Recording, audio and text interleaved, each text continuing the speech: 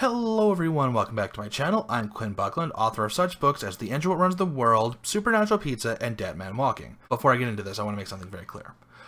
I am not doing this to try and one-up Jenna or anything like that. In fact, I think in a lot of ways, what she's saying is not wrong. But I don't think she really goes far enough and gives things very much in terms of her own opinions, in terms of how an action scene should be done, and does not give enough nuance. Or at least doesn't allow for nuance. So I'm kind of just building upon what she's saying. If there is anything in here that I particularly disagree with, then I will mention that. But for the most part, I'm not doing this because I disagree, but because I think that because she's not allowing for so much nuance, that beginning authors might look at this and go, well, shit, like this is what I wanted to do. How do I get around this now? Whereas there's probably a actually very good way to get around what they're trying to do, but because Jenna doesn't mention it, or in some cases may even actively discourage it, I'm just trying to bring in some needed levity in terms of this. Before getting into this, I just want to note that I'm only going to be really showing the clips that describe exactly what she's getting at. All the rambly bits after that, well, I will be responding to it and building off of that. I'm not going to be showing that just for the sake of time, because otherwise I'm going to be here all day, you're going to be here all day, and nobody wants to be here all day. She's already made her points. You don't need to see her points all over again. So I'm just making mine. So without any further ado, let's get into this. Number 1. Why didn't you just do that from the start? AKA the Power Ranger trope. You have the ability to morph into a giant robot made of dinosaurs, but you're wasting your time getting your ass beat as a tiny little regular human. Why would you do that? So there would actually be several reasons why an author would do something like that. And a lot of it comes down to character. Who is the character that is doing the fighting? And in general, what is the weapon? In the case of, let's say, these Power Rangers, yeah, they don't fight things at first in their giant metal robots because they don't need to. They're already winning at first. The monsters, at least, like this is from what I remember of the Power Ranger. I haven't watched since I was a kid. So if I'm wrong as to how this it's very formulaic, but if I'm wrong about how the formula goes, let me know in the comments. But they're winning as the human form, and then the monster gets big, so they go into their Zords, and the Zords can't fight it, so they go into the Megazord, and then they're able to beat it.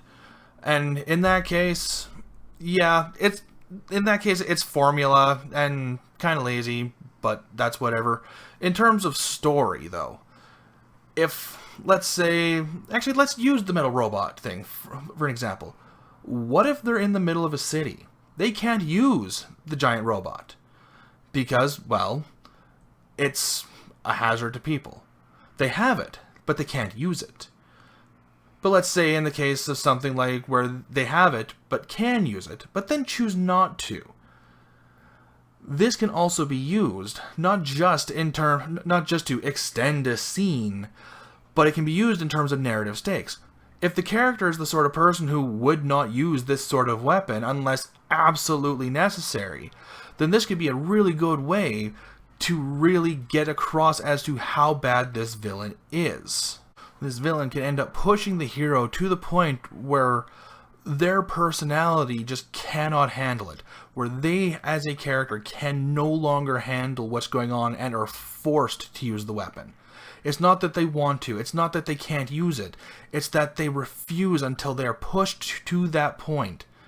This is it's straight up just a character thing. Honestly, what all it comes down to is that there are several reasons why a character wouldn't use the big weapon right off the get-go. I personally like the whole it's a character thing. The character wouldn't use it until the villain pushes them. Or hell, let's even take something from, say, the Wheel of Time. Rand has what he needs with, I think it's the Kodan Shawl? It's the statue of the guy with the orb that That's this huge, powerful sangreal. And Rand doesn't use it. Hell, spoiler alert, by the way, for Wheel of Time, he destroys it. And he goes about it in an entirely different way. It's not always a matter of, hey, I have this massive thing that could end things. Sometimes it's actually really cool to be creative and circumvent that huge weapon and do something completely different. You still get your almost moment. You just get it in a way that you weren't expecting. And it's great. It's wonderful, and I fully support it. Number 2, 'tis but a scratch. I'm gonna start off with a few exceptions. If your character is a cyborg, ogre, or some other creature that's somewhat resistant to injury, then it's fine. If your character has power or magic, like super strength or healing, then it's also fine. But in literally all other situations where a human being is fighting another human being, for God's sake, injuries matter. Now, in most cases, I definitely fully agree with Jenna on this point. Losing a limb, being shot, being stabbed, yeah, that is definitely going to make fighting really difficult, especially if a person does not have any sort of particular healing abilities or invulnerabilities in one sense or another. However, there are also plenty of cases where, adrenaline kicks in. Sometimes a person can really push themselves past that physical limit just based on adrenaline, based on what's going on. And even in some of my own research in terms of what it felt like to be shot or stabbed, a lot of people have stated that they just didn't feel it at first. And that can really go into a person's story and how things are working. Now, don't get me wrong, that kind of thing does need to be addressed, and well, it may not be affecting the fight as much, or it may be only mildly affecting the fight, it should have, at least in some way, a long-term repercussion. Especially if a person doesn't have any sort of healing abilities. Because, well, a person is losing some sort of mass, or mass is being sliced, so that needs to heal, and things never heal to a full 100%. Even our own skin, when it gets cut, does not heal to a full 100%. That's how scars happen. So, even if the fight scene in general is not being as affected by a wound of any sort, or a wound of some sort, it should have a lasting effect in terms of the rest of the book. At least if it's not being treated magically or by some sort of superpower. Other than that, I actually fully agree with what Jen is saying in here. You kind of do have to really acknowledge what's going on, especially in terms of wounds. Number 3, the Overpowered MC, aka the male power fantasy. It's really easy to spot an overpowered MC because they breeze through the fight with minimal effort. They're not breaking a sweat, they're the baddest bitch there, and no one can get in their way. Okay, so I definitely get where she's coming from with this, but there are several examples of overpowered characters that are actually really compelling and interesting to follow. Hell, Superman, a character that she mentions in her video, is a fascinating character to follow. Not because he's because he's overpowered, but because he's overpowered. I know that doesn't really make a lot of sense, but let me explain that a little bit better. Essentially, because Superman is so powerful, it's not so much the villain in general that we're worried about. It's the collateral damage. It is everything that's going on around him.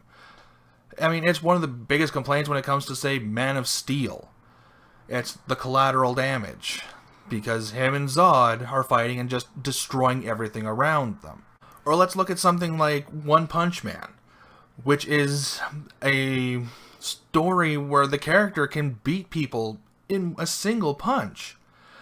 A particularly powerful one, I think he beat him in 5. This is not a character that's going to lose a fight. But that's not what makes Saitama compelling. That's not what makes the world and the fight scenes interesting. What makes it interesting is some of the comedy behind it, because he's absolutely frustrated at how powerful he's become, but also how everybody else around him views themselves in comparison, especially Genos, I believe the robot is called. I might have that wrong. It's been a little while since I've watched One Punch Man. I really do need to watch that again. Anyway, the point is, actually, let's go with a whole other idea in terms of superpower, like the overpowered MC. It's not about him. The danger is not surrounding him, but it's surrounding everybody else around him, the people that he cares about. I think that's a major thing when it comes to something like Dragon Ball Z. It's not so much that Goku, like we're afraid that Goku's gonna get hurt or die. I mean, he's done that a couple times already and has come back. That's not really a big deal, but it's the fact that everybody else around him could be hurt. Hell, some of the bad guys are so powerful they're able to destroy entire universes. And that alone, like, you have to be a certain level of OP to even fight something like that and survive, much less win. And as such, because Goku is so OP, you're not worried about him, you're worried about everything else around him. It is A-okay to have an OP MC, but that just means that the risk has to be somewhere else. There does have to be risk and tension within the fight scene. It's just not focused on the hero in general, it's focused on what's going on around him. Or sometimes even the frustration of being so powerful. Number 4, the bad guy soliloquy. Look, I get it. You need the bad guy to reveal his plan so that the readers have their questions answered. I completely understand the purpose of this trope, and sometimes it's handled brilliantly. I have no notes on this one. I actually think she is completely correct. The whole villain monologue soliloquy, I honestly think is just kind of silly and really James Bondy. And it's not something that I find particularly compelling. In fact, I love it when it was subverted in Watchmen. You know, he enacted it 36 minutes ago. That was fantastic. I loved that. If the villain is going to soliloquy or monologue, have it so the hero can do nothing to stop it. Other than that, I have absolutely no notes. I can't think of anything else that I would add to that. Number 5. No!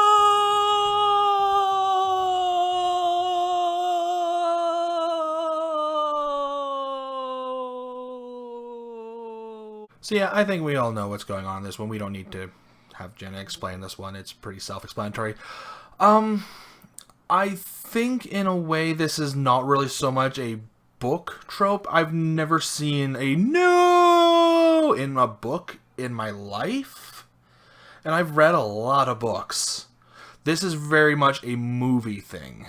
And don't get me wrong, it is super melodramatic in a movie and is its own level of trope in and of itself. It's almost a cliche at this point. And I definitely agree the whole no thing is kind of silly, but I've never actually seen it in a book. I also fully agree with her point of have them scream the fallen character's name. That is totally fine. I also am personally a fan of no! In, you know, one quick sharp burst of no, or no, no, no, no, no, no, no, no, no, or fuck, fuck, fuck, fuck, fuck, fuck, fuck! You know, exasperation, extreme emotion.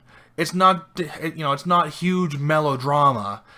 It's spur of the moment. Or ah! Number 6, the strong female character who instantly needs saving. This is especially popular in young adult fiction, particularly if the female in question is a warrior or an assassin. Again, this is another one I have no notes on. I think she's absolutely correct. If a character is being built up to be strong, let them be strong. And this is actually something that I myself have fallen victim to. I didn't have her saved by anybody, but I did kind of have her be... Well, no, I did kind of have her saved a little bit. I mean, she does have a redemption in terms of showing how powerful she is and how skilled she is later on in the book, and the character will definitely have more chances to prove herself in subsequent books in the series, but it wasn't the best introduction, and it's something that I am definitely going to be working on in terms of later projects. But other than that, I fully, wholeheartedly agree with what Jen is saying here. If a character is being made to be a powerhouse, then let them be a powerhouse. It doesn't matter if they need saving at one point, but they should actually show that they're being a powerhouse and being overrun. Because even the strongest of superheroes can be overrun or can be outsmarted or anything like that, but they do need to be shown that they have that capability. And honestly, that actually can go to show how powerful and how dangerous the villain is at the same time. And because, well, if they're overpowering somebody who is already shown to have a certain level of power, it actually creates more narrative stakes. So, yeah, no, I fully agree with what Jenna's saying. Number 7, 1 against 1,000. I love an underdog story, whether it's an unexpected hero versus a big strong baddie, or a small group versus an army. But you gotta make it make sense, at least a teeny tiny bit. If your character is a magical ninja, then yes, I might be able to buy them beating off 20 guys, but not a massive horde. There are some cases where I can see this being a little less true. For the most part, I agree, like, the whole one at a time thing is, again, a trope and a bit of a cliche at this point, and very much more a cinema movie thing than it is in terms of books. But at the same time, I can definitely see somebody doing this in a book as well. Whereas, if a person's fighting a horde, as a solo person, the character has to already have a certain level of character development in terms of how powerful they are. I can imagine someone like, say, Superman, Saitama, or Goku soloing a horde easily, because they have that certain level of power. And their series and everything that they've built up toward has shown that they have that level of power to do such a thing. In terms of characters with a certain level of invulnerability, it doesn't matter if they get overrun, eventually they can just power through it. Characters like, say, the Juggernaut or the Hulk would be able to solo a horde. So it's not so much having characters fighting things one at a time. Like, Jenna does mention that, and I definitely agree that is a stupid trope. But a character can solo a horde. They just have to have that certain level of power, and it has to be already shown. Otherwise, the reader or the audience is just going to go, really? Really? They're that powerful? Why haven't we seen this before? You have to show it first before you can have that happen, because, yeah, it just doesn't make sense. Or unless you're doing something like, say, Kung Pao Enter the Fist, where it's complete and total satire. It's meant to be funny, and having him go, 1, 2, 3, you know, counting the army as it's charging toward him. That's kind of funny, and you know he's going to be able to solo it just because of who he is, despite having not seen him fight anything like that before, or that powerful before. But it's kind of just based on the character.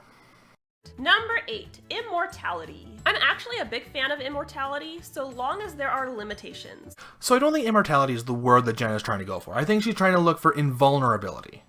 Immortality is, yes, the inability to die, but as she says in this, you can work around that. They can imprison them, they can have certain limitations to how the immortality works, so on and so forth.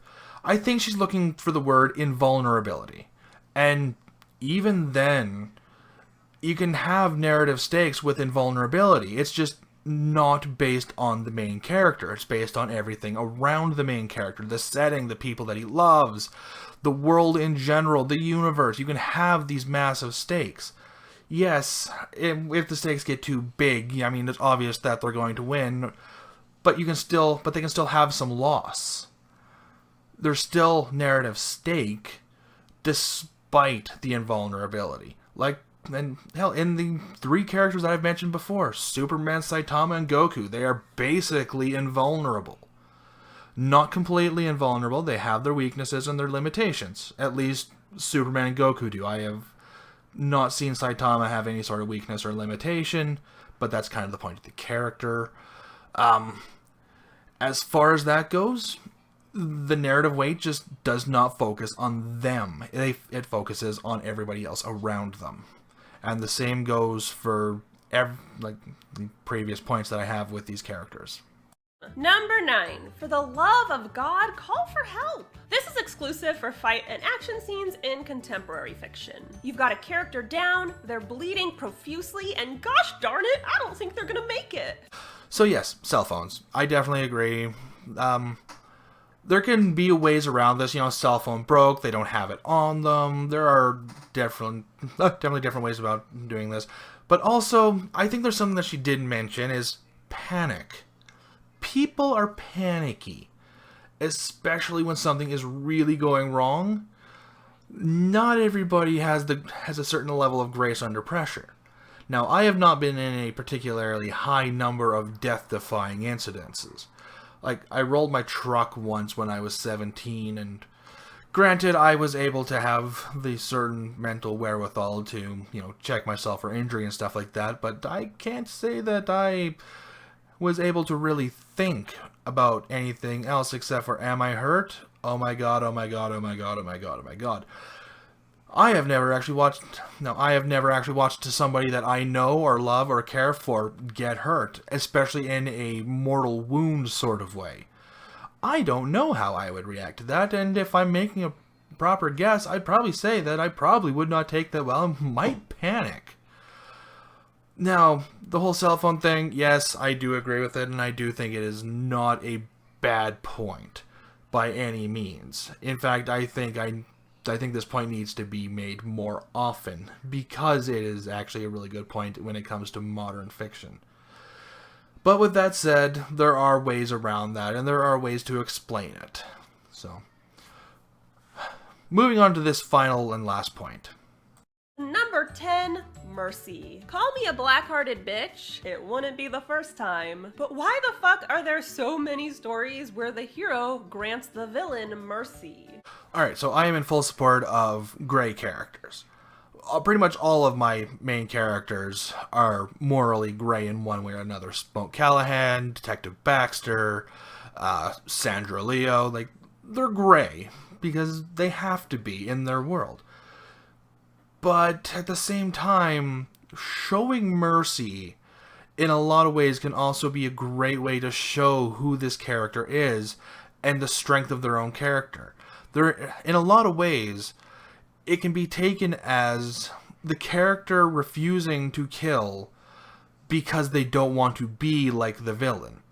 The villain is the antithesis of the character. Yes, the villain has done all these horrible, horrible things, and they don't deserve to live. Not in terms of a personal standpoint, and not in terms of a narrative standpoint. But with that said, the character in general, especially because they're the hero of the story, they typically want to have a sort of moral high ground. And the author wants to have them have a sort of moral high ground. And hell, even the reader in general is probably going to want the main character to have a certain level of moral high ground. Can they be morally gray? Yes, they can. Can they kill people if they need to? Depending on the context, depending on the story. Not all stories need to end with the bad guy being killed. Sometimes just basic arresting works. Hell, the last episode of The Boys actually brings this into a great light. Because, I mean, spoilers for Season 3 of The Boys. This is a mildly spoiler-heavy video for me. So, yeah, spoilers for Season 3 of The Boys. A-Train kills Blue Hawk, because Blue Hawk paralyzed his brother. Now, in a lot of senses, and hell, even watching it, I'm going, fuck, yes, kill that bastard, he doesn't deserve to live. But then his brother brings up a point. Because that character is dead, he can't actually serve justice. He cannot go behind bars for what he's done. Killing a villain needs to work in terms of a narrative sense. Do I agree that characters need to be gray? I've already stated this. Yes. But it has to actually make sense, not just toward the character, but also in terms of the story. And it also has to work in terms of the message that you're trying to present. Not killing the villain outright can really lead to some really interesting stories later on, especially if the villain escapes prison. If you kill the villain, he's one and done. If you arrest the villain and he escapes, he can become more dangerous than he was before, because he not only knows to watch out for the hero, but he might also know some aspects about the hero's personal life, and this can lead to some really interesting and high-stake narrative. You don't have to kill the villain. Mercy can really work in terms of a narrative standpoint, and especially if the main character is the sort of character who would show mercy. So ultimately, all in all, I don't disagree with a lot of what Jen is saying. I do disagree with a lot of the personal points that she likes to make. I'm not going to post them here. If you've watched the video, you've already heard them. And I personally do not care much for that kind of rhetoric toward authors. We're not trying to beat each other down, we're trying to build each other up. But that's neither here nor there. Ultimately, at the end of the day, I do think a lot of her points are correct. I do think that they were a little narrow in terms of how she presented them, and I think, at least I hope that I gave these points just some little bit of extra levity to them and can help some authors go, oh, okay, I can do it this way. I just have to think of it in a different light. Try not to follow the tropes or the cliches, and don't worry too much about subverting it at the same time. But honestly, just write the story that you want to write. Write it your way, and if it works, great. If not, hopefully your beta readers will catch that. But at the end of the day, just write the story. That's really what it comes down to. But anyway, I'm going to end this before I start rambling and going over the same stuff over and over and over and over and over again. If you have any questions for me, feel free to comment. I am more than happy to elaborate on anything that I may have been vague on. I am more than happy to discuss what I talked about or what Jenna talked about. Just let me know in the comments. I am totally happy. I read all of my comments. But anyway, that's all I got for you guys, so feel free to like, share, comment, subscribe, you know, all the fun little YouTube-y stuff, and as always, keep writing. Alright, the long-awaited sequel for my debut novel, The Engine What Runs the World, is finally on its way. The City What Rules the World, coming December 15th, pre-orders start August 1st.